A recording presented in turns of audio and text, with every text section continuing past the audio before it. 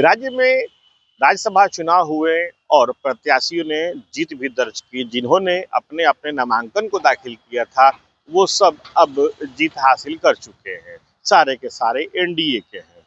अब बड़ा सवाल ये है कि आखिर नीतीश कुमार इस्तीफा कब देंगे, क्योंकि आरजेडी का, जो कि राज्य की सबसे प्रमुख विपक्षी पार्टी है, स्पष्ट रूप से कहना है कि भूजा पार्टी और बीजेपी जल्द से जल्द सीएम नीतीश कुमार का इस्तीफा लेगी और उनको अब राज्यसभा भेज देगी।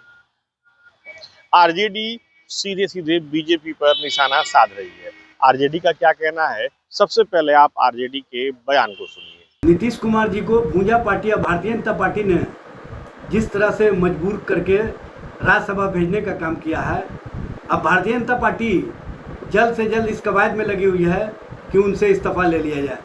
और इस्तीफा लेने के लिए जिस तरह से दबाव बनाने की राजनीति की जा रही है, जिस तरह से दबाव की नीति अपनाई जा रही है, स्पष्ट रूप से दिखने लगा है। भारतीय जनता पार्टी के नेता बेचैनी में, हड़बड़ी में है कि जल्द से जल्द मुख्यमंत्री अपना बना लें। लेकिन नीतीश कुमार जी भी कहीं ना कहीं विरासत की राजनीति को स्थापित करने के लिए, अपने आप को बनाए रखने के लिए जिस तरह की व्यूह रचना रचे हैं समाजवादी विचारधारा के लोगों के माध्यम से, उससे भारतीय जनता पार्टी के लोगों को भी लग रहा है कि अभी बहुत सारे खेल होने बाकी हैं। तो इस तरह की जो व्यूह रचना की राजनीति दोनों तरफ से चल रही है, ये कहीं ना कहीं बिहार की जनता, बिहार के लोगों को कमज़ोर करने का काम कर रही है। बिहार के लोगों के हितों का ख्याल नहीं रखने वाली सत्ता में बैठे हुए स्वार्थी लोग जिस तरह से मलाई के लिए लड़ाई शुरू कर दिए हैं, आने वाले समय में स्पष्ट रूप से ये बात सामने आ जाएगा कि इन लोगों को जनता की भलाई से मतलब नहीं है, इन लोगों को सत्ता की मलाई से मतलब है। और सत्ता और स्वार्थ की राजनीति में इतने अभिभूत हैं कि कैसे मुख्यमंत्री का पद हासिल कर लिया जाए, इसकी कवायद में भारतीय जनता पार्टी में दर्जनों नेता हैं। जनता दल यू में नीतीश कुमार अपने विरासत को स्थापित करना चाहते हैं और चिराग पासवान दोनों के बंदर बाट की राजनीति में अपना अवसर तलाश रहे हैं। अब देखना यह है कि एनडीए के लोग किस तरह से ये कुर्सी के खेल में बिहार और बिहार की जनता का भलाई कर पाते हैं। तो आपने सुना किस तरीके से आरजेडी सीधा निशाना बीजेपी के ऊपर लगा रही है।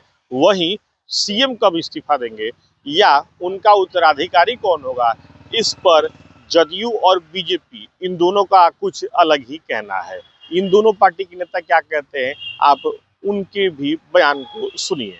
हम सभी ने तो पहले ही कहा था कि हमारे एनडीए की प्रचंड जीत होगी। पांचों के पांचों राज्यसभा के उम्मीदवार अपनी जीत को दर्ज करवाएंगे और हुआ भी वही। शाम 5 बजे का इंतज़ार तक नहीं करना पड़ा और हमारे पांचों उम्मीदवार पहले ही जीत के लिए घोषित हो चुके थे। वहीं पर आप देखिए, विपक्ष अपने एक उम्मीदवार को भी राज्यसभा नहीं भेज पाई। खैर, मुगालते में थे और मुगालते में जीते रहेंगे। हमारे माननीय मुख्यमंत्री नीतीश कुमार जी अब राज्यसभा जाने वाले हैं, लेकिन देखिए ना, इस पर भी हमारी विपक्ष बेचारी सोच में लगी हुई है कि अगला बिहार का नेतृत्व कौन करेगा। अरे घबराइए मत, हमारे बिहार का नेतृत्व पहले भी नीतीश कुमार जी ने किया था और आगे भी नीतीश कुमार जी मार्गदर्शक की भूमिका में रहेंगे। आप पहले ये सोचिए कि अपने भागे हुए विधायकों पर हमारे नेता प्रतिपक्ष तेजस्वी यादव जी तो कोई एक्शन भी नहीं ले सकते।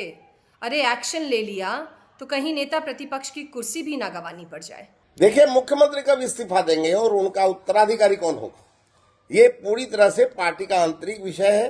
भाजपा एक अनुशासित और संगठित पार्टी है जहां हर निर्णय उचित समय पर और सामूहिक विचार विमर्श से लिया जाता है।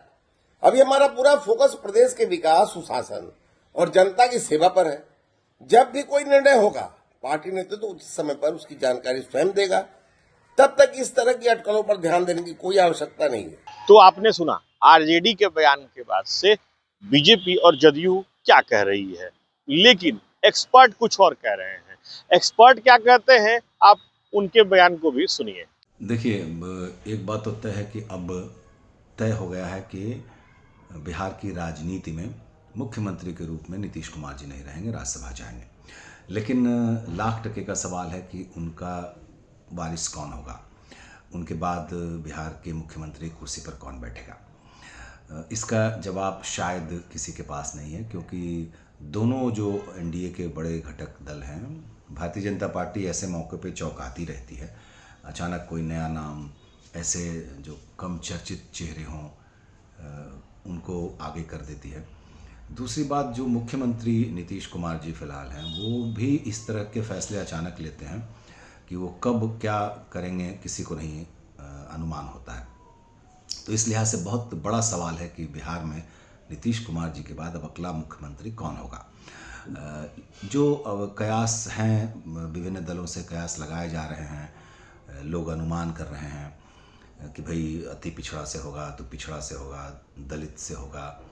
कुछ लोगों का कहना है कि दावेदारी तो अपर कास्ट की भी है, लेकिन फिलहाल जो समीकरण बन रहे हैं उससे लगता है कि पिछड़ा या अति पिछड़ा या दलित व्यक्ति ही मुख्यमंत्री की कुर्सी पे बिहार में बैठेगा। तो आपने सुना इस अहम मुद्दे पर किस तरीके से अब राज्य के विपक्ष, सारी पार्टियां एक दूसरे के ऊपर निशाने साध रही है। दरअसल कुछ दिन पहले ये बात सामने आई थी कि अगले महीने में संभवतः 10 तारीख तक सीएम नीतीश कुमार इस्तीफा दे सकते हैं। इस बात की चर्चा बिहार के राजनीतिक गलियारे में काफी तेज है। लेकिन सवाल ये है कि आखिर जब सीएम नीतीश कुमार पटना से दिल्ली चले जाएंगे तो उनका उत्तराधिकारी कौन होगा। दरअसल राज्य की सत्ता के गलियारे में जो चल रही चर्चाओं पर अगर यकीन करें तो इस बात को लेकर के लगभग हर किसी की चर्चा एक जैसी ही है कि जिस जाति से सीएम हटेगा उसी जाति से सीएम होगा। यानी कि एक तस्वीर बिल्कुल साफ है। साथ ही साथ ये भी कहा जा रहा है कि सीएम वही बनेगा जिसे नीतीश कुमार का आशीर्वाद प्राप्त होगा। ऐसे में अब थोड़ा सा इंतजार करना होगा, देखना होगा कि अगर सीएम नीतीश कुमार पटना से दिल्ली शिफ्ट होते हैं तो फिर उनका उत्तराधिकारी कौन होता है। लेकिन उसके पहले राज्य के राजनीतिक दलों में आरोप प्रत्यारोप का दौर जारी है। Sujit Kumar, TV9 digital, Patna.